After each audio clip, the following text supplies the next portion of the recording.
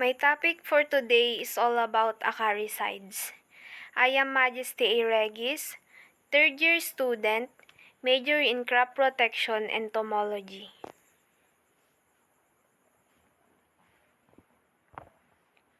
The first part of my report is the summary of my topic.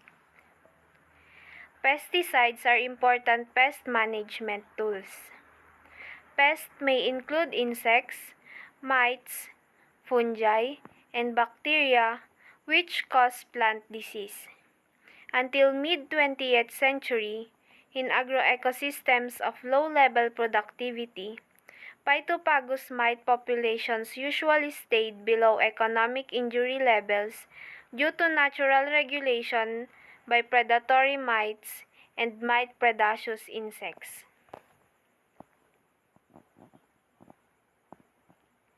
The concept of secondary pest outbreak was introduced on spider mites. It is the most important plant-feeding mites as a paradigm. Widespread use of synthetic organic compounds against insects or target pest destroyed spider mite predators, which are generally more susceptible to pesticides than their prey.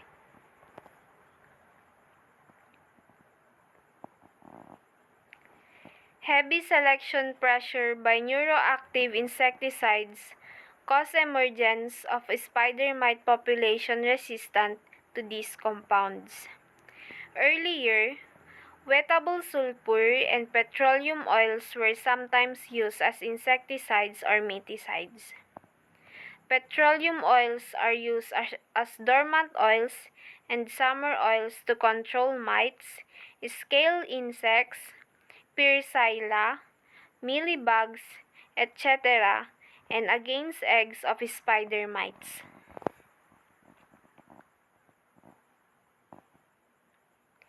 Acaricides belonging to chemical groups like brided diphenyl, dinitrophenol, organochlorine, organophosphate, organotin, pyrethroid, urea, and mite growth regulators were developed.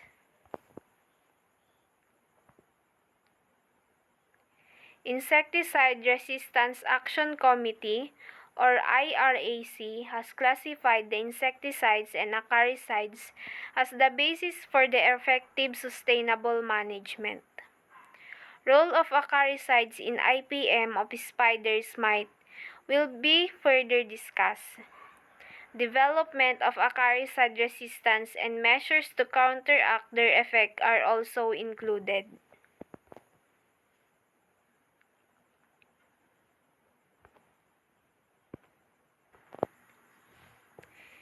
In the classification of acaricides, pesticides are mainly classified based on their chemical structure, mode action against host target, and sources of availability.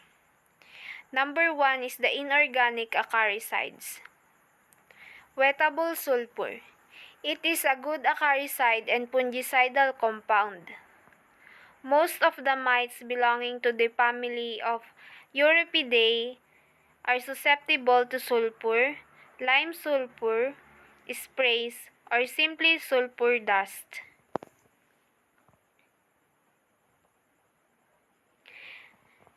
Next is the petroleum oils, sometimes used as insecticide or miticides and also used as herbicides and adjuvants. Some of their formulations are applied directly to mites, but usually oils are formulated with the emulsifiers, which permit them to be diluted with water. Petroleum oils are rather low toxicity. However, no resistance to these oils has been reported.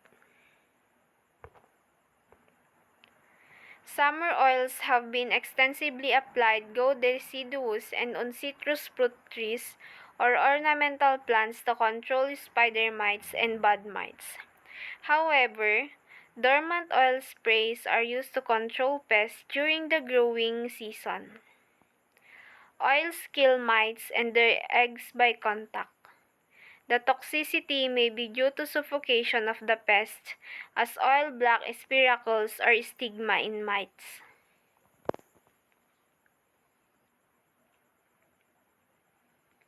Next is the synthetic organic acaricides. Under synthetic organic acaricides, acaricides based on their chemistry. The first column or the left side is the chemical group and the right side is the acaricides.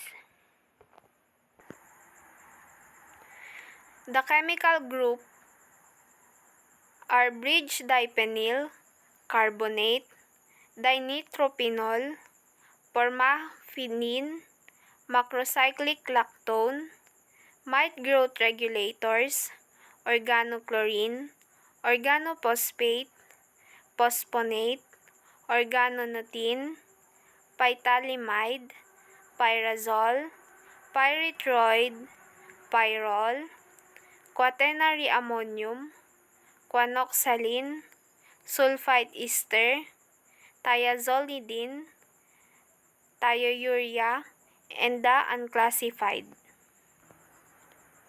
Next is the acaricide classification based on mode of action. IRAC is currently encouraging manufacturers of pesticides to indicate the IRAC mode of action, group number, and description on their labels. Such information would be helpful in assisting pesticide applications in the selection of acaricides and insecticides for use in resistance management strategies.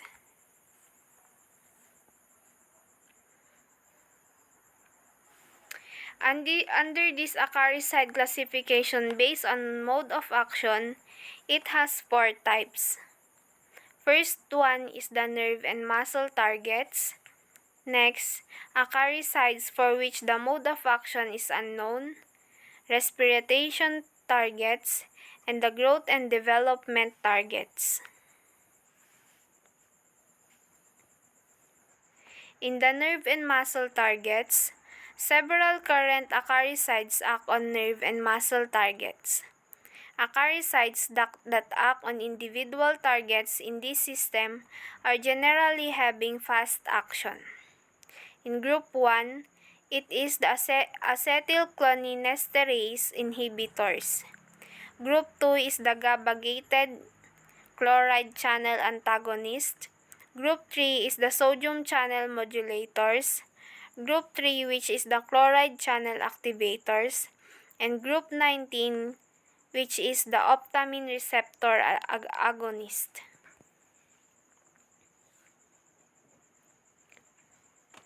Next is the acaricides for which of the mode of action is unknown. These compounds are not classified because there is no sufficient information available on their mode of action. In the respiration targets, several acaricides are known to interfere with mitochondrial respiration by the electron transport and or oxidative phosphorylation.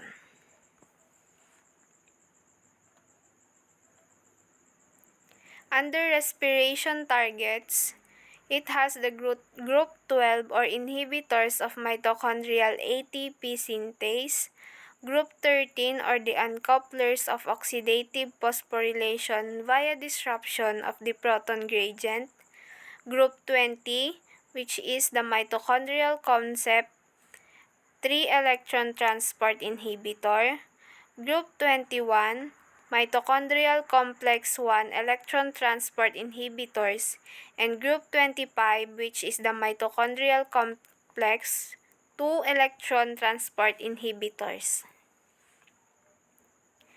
Under the growth and development targets, insect and mite growth regulators act by mimicking growth hormones, by directly affecting cuticle formation or lipid biosynthesis. Acaricides that act on this system are usually slow-acting. The target proteins are not always known. Group 10 mite growth inhibitors, Group 15, which is the inhibitors of chitin biosynthesis, and Group 23, which is the inhibitor of lipid synthesis.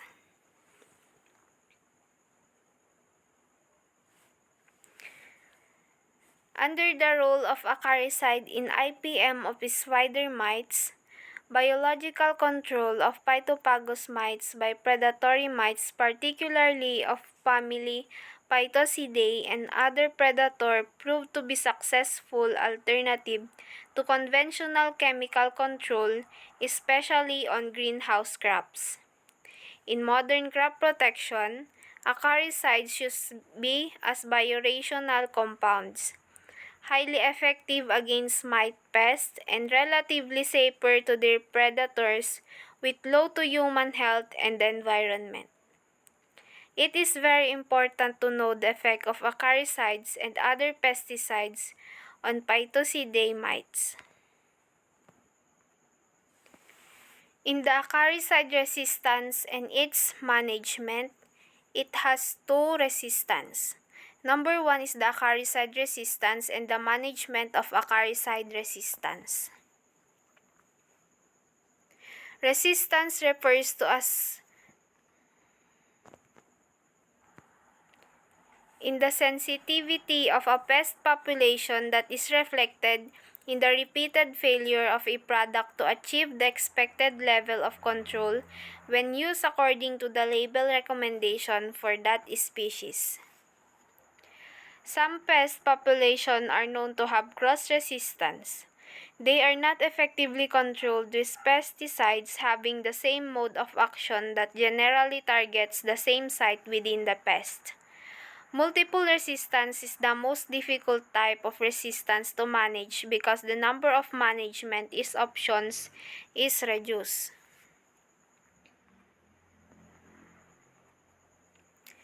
The two-spotted spider mite is one of the most important pests in a wide range of outdoor and protected crops worldwide, and its control is still largely based on the use of acaricides or insecticides.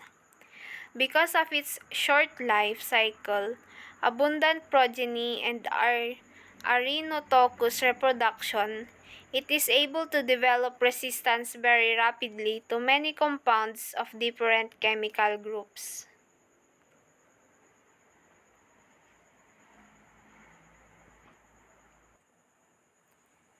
Under the management of acaricide resistance, strategies to manage resistance are aimed at reducing the selection pressure from pesticide to a minimum while still achieving control. Recommended strategies involve the use of tactic designed to increase the useful life of a pesticide and decrease the interval of time required for a pest to become susceptible once more to a given pesticide. Adoption of IPM program using predators, avoidance of excessive repeated applications of an acaricide, usage of miticides from different chemical groups, monitoring mite population of different stages of growth of plant, and correct timings of miticides reaching even the underside of leaves are the guidelines for reducing the risk of miticide resistance.